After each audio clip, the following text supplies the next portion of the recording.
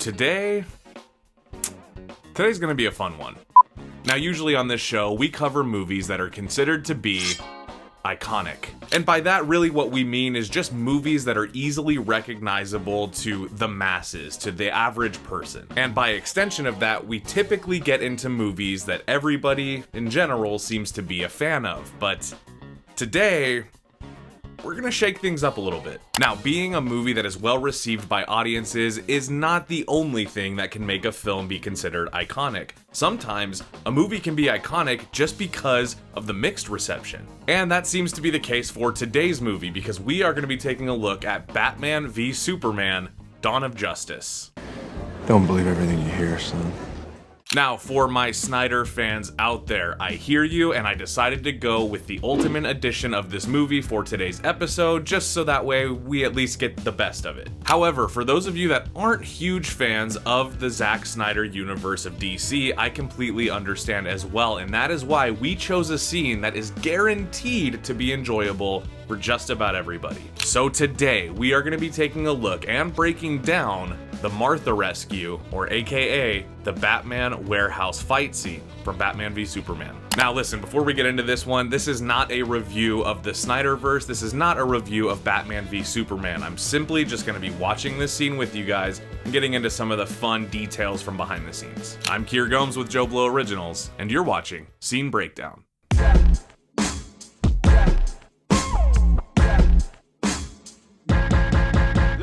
Batman v Superman: Dawn of Justice was the highly anticipated, yet not widely embraced sequel to Zack Snyder's Man of Steel, starring Henry Cavill. Henry Cavill as Superman is about as close to perfect casting as you can possibly get when it comes to the physical appearance of Superman. And the backlash of Ben Affleck being cast as Batman started off very strong, but over the years, many, including myself, have come to really enjoy Ben Affleck's take on The Dark Knight. I think he could have done with some better material, but overall, the look and design of Batman, it's beautiful. Now, what this movie does is take the already established version of Superman, which is Henry Cavill from Man of Steel, and continue his arc while firmly planting Ben Affleck's Batman in that world. The two titans clash at first, not understanding each other's common goals. The movie itself is not a home run in my book. However, I do find that the Ultimate Edition is significantly better. So Lex Luthor decides that his main goal is to pit these two titans against each other and effectively have them destroy each other so he don't have to. And we get sort of a Death of Superman arc towards the end. It's a very full movie. It's a lot happening in just that 2.5 hour time. But towards the end, of course, Bruce and Clark realize that they're fighting for the same goal, and they're forced to work together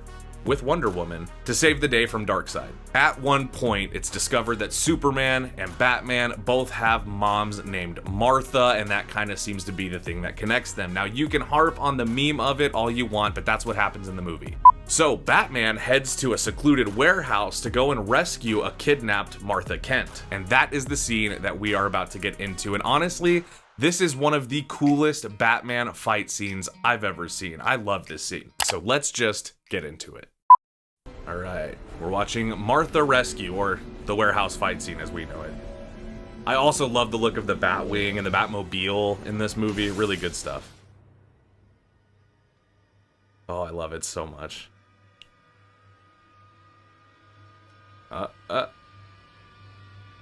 It's coming.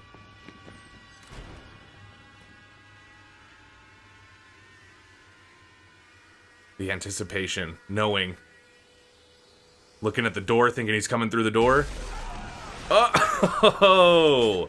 Right through the floor, and I gotta give you the first pause of the video. I apologize, but you know how we do it here. That right there. That says a lot about the kind of Batman that we get in this movie. Ben Affleck plays a more seasoned, few more city miles on him Batman, somebody who's been through the shit. But as such, he's been established so long that he's developed a reputation among criminals, even common thugs, that he's not to be toyed with.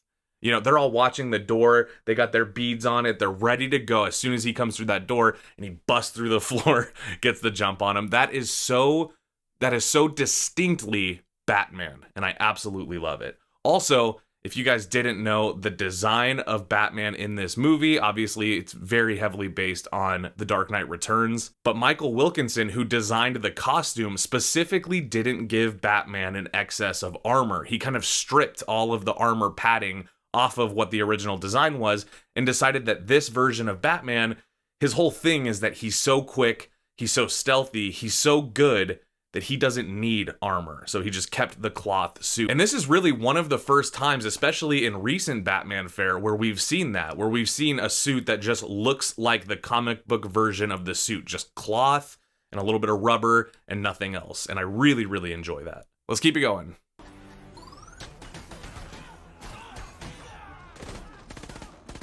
It's so good. They don't know where he's at. They're shooting a hole in the ground.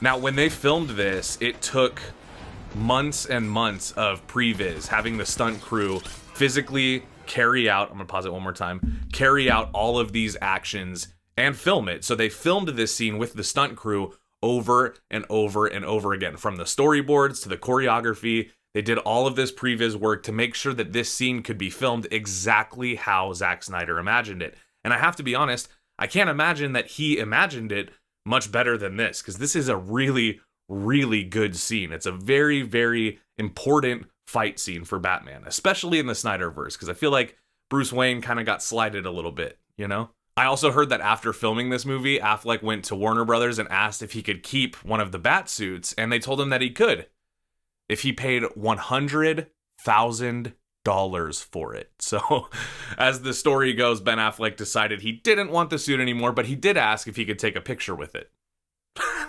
Probably still cost him like $500. Supposedly, he also put on like 20 extra pounds for this role of muscle. And you could tell, I mean, there's a scene in this movie where he's working out and he looks jacked, absolutely shredded. Let's keep it going.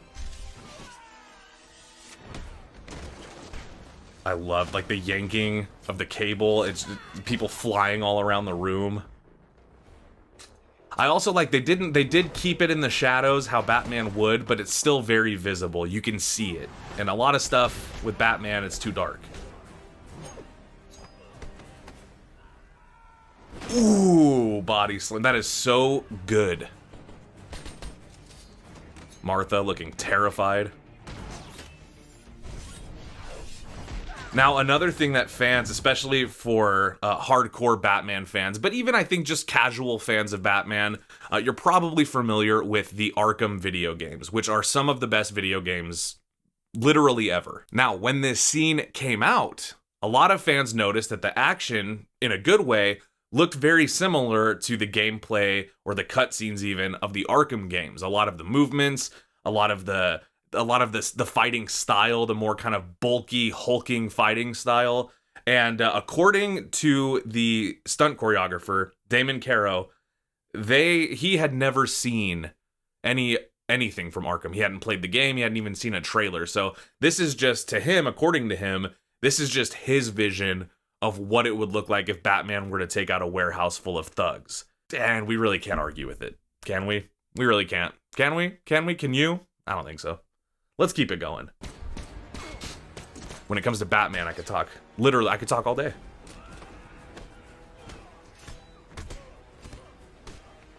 Oh, love it so much. They did the thing, too, with the choreography that I so appreciate, where they didn't do one guy approaches Batman to fight him at a time. You know, it's literally 4 people coming at him, and he's got to take them all on at once.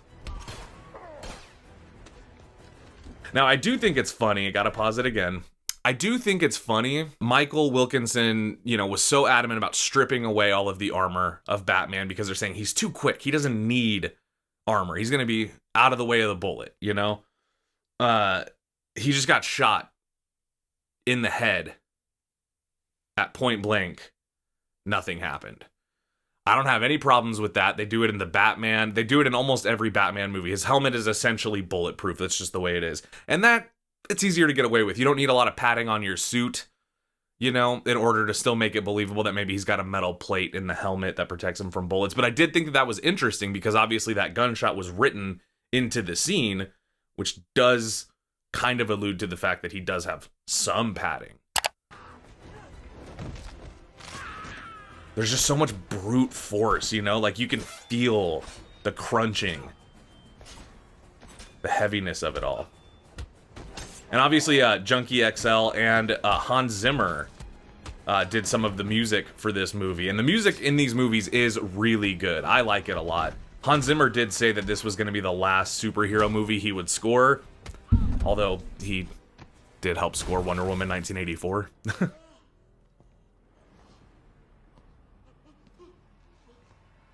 How intimidating.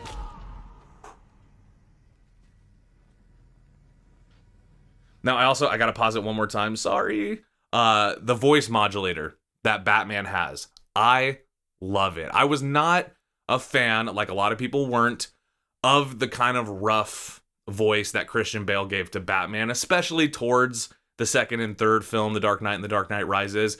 I love Christian Bale as Batman, but there was a little bit of a discrepancy I had with the voice that he would put on. It was just so gravelly, you couldn't really hear it. Ben Affleck felt that his voice was maybe a little too much on the high-pitched side, so when he was auditioning for this role, which, by the way, he did not think he was going to get, it was actually Kevin Smith, obviously a good friend of Affleck's, but also a filmmaker and comic book fan in his own right. He suggested that this Batman carry a voice modulator in his helmet that would make his voice sound disguised, and I love the Batman voice in these movies, especially in this one. He sounds not like Ben Affleck. You know, you really wouldn't be able to tell whose voice that was. I love it. They do so many slow moments within this scene to kind of build that scary anticipation. It kind of feels like Batman using a gun, which I know he's done in this universe. I'll kill her. Believe me, I'll do it. I believe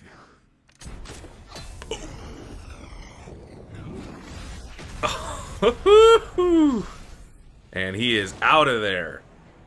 He's a friend of her son's.